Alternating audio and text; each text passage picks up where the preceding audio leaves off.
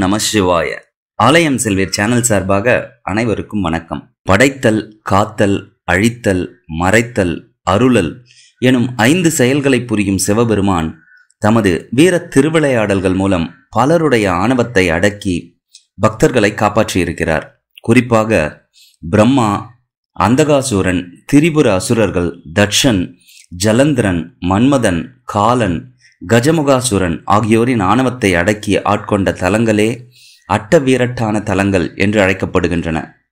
சிவபெருமானின் 8 வீர திருவிளையாடல் நடந்த இந்த அட்டவீரட்டான திருத்தலங்கள் அனைத்துமே நம் தமிழ்நாட்டில் அமைந்திருப்பது குறிப்பிடத்தக்கது. இந்த 8 வீரட்டான தலங்களிலும் ஈசனின் பெயர் வீரட்டானேஸ்வரர் என்பதாகும்.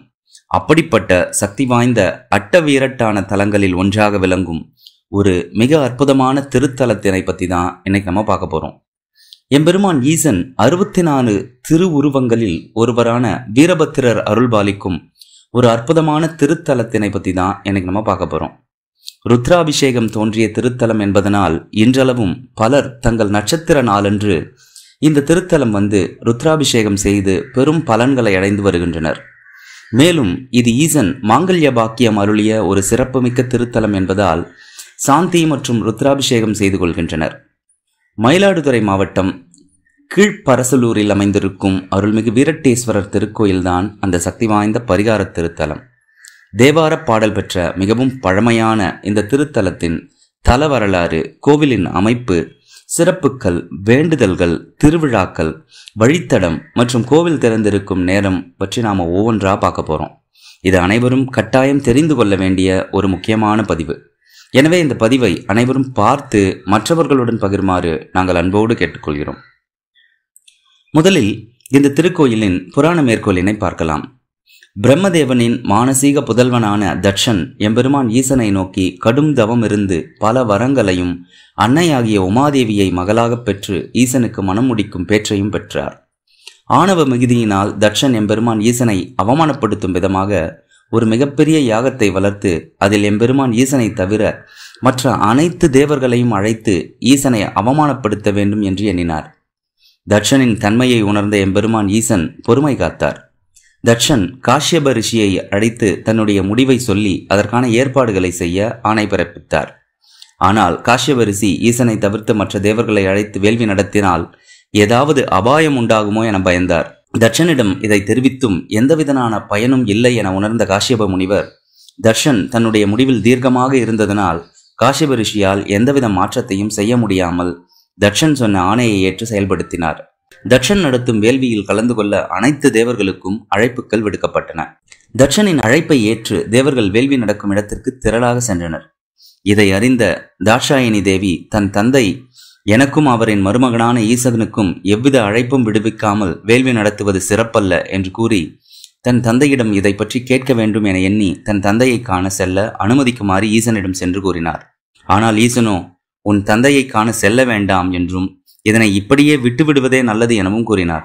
இதற்கான காரணத்தை அறியாமல் இருப்பதே நல்லது என கூறி தேவியை சமாதானப்படுத்த முயன்றார். ஆனால் தேவியோ ஈசன் கூறிய கருத்துக்களை ஏற்றுக்கொண்டாலும் தன் தந்தை தவறான பாதையில் செல்வதைக் கண்டு அமைதியாக இருப்பது முறையல்ல. நான் அவர் வளர்க்கும் வேள்வியில் கலந்து கொள்ளவில்லை, மாறாக அவரின் தவறினை சுட்டிக்காட்டவே செல்கிறேன் என்று தாட்சாயணி தேவி கூறினார். அதற்கு ஈசன், தேவியே, நீ எப்படி கூறினாலும் தந்தையான தட்சன் உன்னை ஏற்க மாட்டார் என்றும் தேவையில்லாமல் அங்கு சென்று அவமானப்படாதே என்றும் கூறினார். அதை ஏற்காமல் தன் தந்தையின் பிழையை சுட்டிக்காட்ட வேண்டும் என பிடிவாதம் கொண்ட தாட்சாயணி தேவி தன் தந்தையை கண்டு வருகிறேன் என்று கூறி கைலாய மலையிலிருந்து கிளம்பினார். நிகழ்பவை எதுவாக இருப்பினும் அதை அவரவர் விதிப்படி நடந்தாக வேண்டும் என்பதை அறிந்த ஈசன் சென்று வா என வெறுப்புடன் கூறினார். கைலாய மலையிலிருந்து தாட்சாயணி தேவி தன் தந்தையை காணச் சென்றார். ஆனால் தன்னுடைய மற்ற மகள்களை அன்புடன் வரவேற்ற தட்சன் தாட்சாயணி தேவியை மட்டும் கண்டும் காணாமலும் வேள்வி நடக்கும் இடத்திற்கு சென்றார். தன் தந்தையை பின்தொடர்ந்து சென்ற தாட்சாயணி தேவி வேள்வி நடக்கும் இடத்திற்கு சென்றார். வேள்வியின் நுழைவு வாயிலில் நுழைந்ததும் தட்சன் தன் மகளான தாட்சாயணி தேவியை மேன்மேலும் மனம் வருந்தக்கூடிய பலவிதமான சொற்களால் பலரின் முன்னிலையில் அவரை அவமானப்படுத்தும் விதமாக பேசினார். அதுவரை பொறுமை காத்தார் தாட்சாயணி தேவி. பல அவமானங்கள் நடந்தாலும் ஈசனை அழைக்காமல் இவ்வாறு வேள்வி நடத்துவது நல்லதல்ல என்று கூறியும் அவர் அதை ஏற்காமல் மிகுந்த சினத்துடன் பேசி அவ்விடத்தில் இருந்து தட்சன் விலகினார்.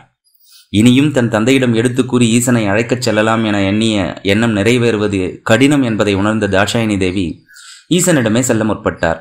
தன்னில் பாதியான தாட்சாயினி தேவியை கடுமையான சொற்களினால் அவமதித்த தட்சனின் யாகத்தையும் அவனையும் அழிக்க எம்பெருமான் ஈசன் அகோர வீரபத்திரரை அழைத்தார். அவருடன் தாட்சாயினி தேவி காளி தேவியையும் அழைத்தார். இருவரும் தட்சனின் வேள்விக்கு சென்று அங்கிருக்கும் தட்சனையும் தேவர்களையும் தண்டித்தனர். அப்போது அங்கே வேள்வியில் ஈடுபட்ட தட்சனின் தலையானது துண்டிக்கப்பட்டது. அதன் பின்னர் மனம் வருந்திய தேவர்கள் இந்த தலத்தில்தான் தங்களது பிழையினை மன்னிக்க வேண்டினர். அப்போது தட்சனின் மனைவியான வேதவல்லி மாங்கல்ய பாக்கியம் வேண்டி எம்பெருமான் ஈசனை பிரார்த்தித்தார். அதனால் தட்சனின் வெட்டப்பட்ட தலை மாற்றப்பட்டு ஆட்டின் தலையானது. அதன் பின்னர் அனுகிரகம் பெற்ற தட்சன் யஜுர் வேதத்தின் மையப்பகுதியாக எம்பெருமான் ஈசனை துதிக்கும் வேத மந்திரத்தை பாராயணம் செய்து தன்னுடைய பிழையினை மன்னித்து அருளுமாறு வேண்டினார். அதனால் மகிழ்ந்த ஈசன் அவரின் முன் தோன்றி தட்சனை மன்னித்து அருளி வேண்டிய வரங்களை தந்தருளினார். மனித வாழ்க்கைக்கு தேவையான வரங்கள் அனைத்தையும் மந்திரங்களாக போற்றி துதித்தார் தட்சன். இதுவே ருத்ரயாகம் எனப்படும் ருத்ராபிஷேகம் தோன்றிய திருத்தலம் என்பதனால் இன்றளவும் பலர் தங்கள் நட்சத்திர நாளன்று ருத்ராபிஷேகம் செய்து பெரும் பலன்களை இங்கு அடைந்து வருகின்றனர்.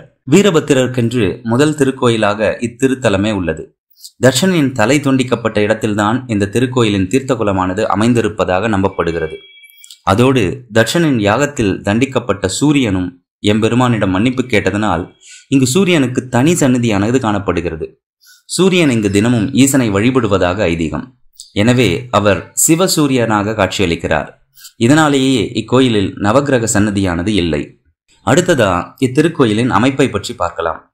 இந்த திருக்கோயிலானது மேற்கு நோக்கிய 5 நிலை ராஜகோபுரத்துடன் காட்சியளிக்கிறது. இதனை அடுத்து 3 நிலை உள்கோபுரமும் காணப்படுகிறது. இக்கோயிலின் நுழைவு வாயிலின் எதிரே தனி விநாயகர் சந்நிதியானது காணப்படுகிறது. இந்த திருக்கோயிலானது 2 பிரகாரங்களுடன் காட்சியளிக்கிறது. ராஜகோபுர நுழைவு வாயிலினை கடந்து ஆலயத்தினுள் சென்றால் கொடிமரமும் கொடிமரத்து விநாயகரும் பலிபீடமும் நந்தியம்பெருமானும் காட்சியளிக்கின்றனர். முன் மண்டபத்தில் வலப்புறம் மகாகணபதி, செந்திலாண்டவர், மகாலட்சுமி உள்ளனர். இடப்புறம் கற்பக விநாயகர், சோமஸ்கந்தர் மற்றும் திருஞான சம்பந்தர், திருநாவுக்கரசர், சுந்தரர், மாணிக்கவாசகர் உள்ளனர்.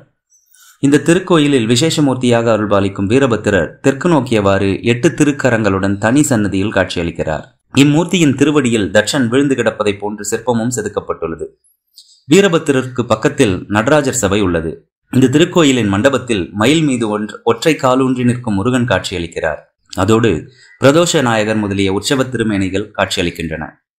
திருச்சுற்றில் காசி விஸ்வநாதர் சன்னதி உள்ளது. சன்னதிக்கு முன்பாக வலப்புறம் காலபைரவரும் இடப்புறம் நர்த்தன கணபதியும் காட்சியளிக்கின்றனர்.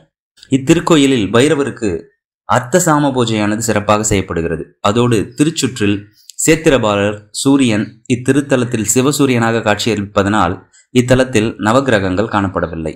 கருவறையில் இத்தல இறைவனான எம்பெருமான் ஈசன் வீரட்டேஸ்வரர் மேற்கு நோக்கியவாறு லிங்க திருமேனியில் சுயம்பு மூர்த்தியாக அருள்பாலிக்கின்றார். இந்த திருக்கோயிலின் முகப்பு மண்டபத்தில் இத்தல இறைவியான அன்னை இளங்கொம்பனையால் தெற்கு நோக்கியவாறு நின்ற திருக்கோலத்தில் திருக்காட்சி தருகிறார். இத்திருக்கோயிலின் கோஷ்டத்தில் தட்சிணாமூர்த்தி, லிங்கோத்பவர், பிரம்மா, துர்கை மற்றும் கோஷ்ட கணபதி ஆகியோர் காட்சியளிக்கின்றனர். இத்திருக்கோயிலின் தல விருட்சமாக வில்வம், பாரிஜாதம் காணப்படுகிறது. இத்தல தீர்த்தமாக உத்தரவேதி தீர்த்தம் உள்ளது. அடுத்ததா இந்த திருக்கோவிலில் நம் வேண்டுதலுக்கு கிடைக்கும் பலன்களை பற்றி பார்க்கலாம். ருத்ராபிஷேகம் தோன்றிய திருத்தலம் என்பதால் இன்றளவும் பலர் தங்கள் நட்சத்திர நாளன்று ருத்ராபிஷேகம் செய்து பெரும் பலன்களை அடைந்து வருகின்றனர். இத்திருத்தலத்தில் ஈசன் மாங்கல்ய பாக்கியம் அருளியதனால் பக்தர்கள் தங்களின் மாங்கல்ய பலத்திற்காக 60, 70 மற்றும் 80வது பிறந்த நாட்களில் இந்த திருத்தலம் வந்து ருத்ராபிஷேகம் செய்து கொள்கின்றனர். அதோடு எதிரிகளால் ஏற்படும் பில்லி, சூன்யம், ஏவல் போன்ற செய்வனைகளும் சாபதோஷங்களும் இத்தலம் வந்து வழிபட்டால் நீங்கும் என்பது ஐதீகம். ஒவ்வொரு அமாவாசை அன்றும் வீரபத்திர ஹோமம் நடைபெறுகிறது. அடுத்ததா இவ்வாலயத்தில் நடைபெறும் விழாக்களை பற்றி பார்க்கலாம். இந்த திருக்கோயிலில் வழக்கமான விழாக்கள் தவிர மாதாந்திர பிரதோஷம், சிவராத்திரி, கார்த்திகை மாத தீர்த்தவாரியும் சுமங்கலி திருவிளக்கு பூஜையும் விசேஷமாக கொண்டாடப்படுகிறது. அதோடு ஐப்பசி மாத வளர்பிறை அஷ்டமி அன்று வீரபத்திரருக்கு ருத்ராபிஷேகம் செய்து தீபங்கள் ஏற்றப்பட்டு ஜென்மாஷ்டமி விழா கொண்டாடப்படுகிறது. அடுத்ததா இந்த திருக்கோவிலுக்கு செல்லும் வழித்தடம் பற்றி பார்க்கலாம். இந்த பாடல் பெற்ற திருத்தலமானது மயிலாடுதுறை மாவட்டத்தில் அமைந்துள்ளது. மயிலாடுதுறையிலிருந்து சுமார் 10 கிலோமீட்டர் தொலைவிலும், திருக்கடவூரிலிருந்து சுமார் 13 கிலோமீட்டர் தொலைவிலும், செம்பனார் கோயிலிலிருந்து தென்மேற்கே சுமார் 2 கிலோமீட்டர் தொலைவிலும் கீழப்பரசலூர் என்ற கிராமத்தில் அமைந்துள்ளது. இந்த பதிவின் டிஸ்கிரிப்ஷனில் நாங்கள் இத்திருக்கோயிலுக்கான கூகுள் வழித்தடத்தை கொடுத்துள்ளோம். வேண்டும் அன்பர்கள் அதை பயன்படுத்தலாம். அடுத்ததா இந்த திருக்கோயில் நடை திறந்திருக்கும் நேரம் பற்றி பார்க்கலாம். இத்திருக்கோயில் தினமும் காலை 6:30 மணி முதல் பகல் 11:30 மணி வரையும், அதன்பின் மாலை 4:30 மணி முதல் இரவு 7:30 மணி வரையிலும் நடை திறந்திருக்கும். இந்த திருக்கோயிலுக்கு அருகில் பூஜை பொருட்கள் விற்கப்படும் கடைகள் ஏதும் இல்லை. எனவே இங்கு செல்லும் அன்பர்கள் பூஜைக்கு தேவைப்படும் பொருட்களை வாங்கி கொண்டு செல்லுமாறு கேட்டுக்கொள்கிறோம். நம் ஆலயம் செல்வீர் அன்பர்கள் அனைவரும் தங்கள் வாழ்நாளில் ஒரு முறையேனும் சென்று தரிசிக்க வேண்டிய சிறப்புமிக்க திருக்கோவில் இது. இந்த பதிவை காணும் நம் அன்பர்கள் அனைவருக்கும் மயிலாடுதுறை மாவட்டம் கீழப்பரசலூரில் அமைந்திருக்கும் அருள்மிகு வீரட்டேஸ்வரரின் பேரருள் நிச்சயம் உண்டு. இந்த முக்கியமான பதிவை முழுமையாய் பார்த்ததற்கு நன்றி. இந்த முக்கியமான பதிவை அனைவரும் பார்த்து மற்றவர்களுடன் பகிருமாறு நாங்கள் அன்போடு கேட்டுக்கொள்கிறோம். மற்றும் ஒரு சிறப்புமிக்க பழமையான கோவில் பற்றிய பதிவுடன் உங்களை விரைவில் சந்திப்போம். இந்த பதிவு பிடித்திருந்தால் லைக் செய்யுங்க. இன்னும் நம்ம சேனலை சப்ஸ்கிரைப் செய்யாத அன்பர்கள் சப்ஸ்கிரைப் செய்யறது மட்டும் இல்லாமல் மறக்காம பெல் பட்டனை பிரஸ் செய்யுங்க. அதோடு நமது ஆலயம் செல்வர் வாட்ஸ்அப் சேனலையும் மறக்காம ஃபாலோ செய்யுங்க. அதற்கான லிங்கை நாங்கள் டிஸ்கிரிப்ஷனில் கொடுத்துருக்குறோம். அப்போதுதான் இப்படிப்பட்ட பழமையான கோவில் பற்றிய எங்களின் புதிய பதிவுகள் உங்களுக்கு நோட்டிஃபிகேஷனாக வரும். நன்றி. வாழ்க வளமுடன்.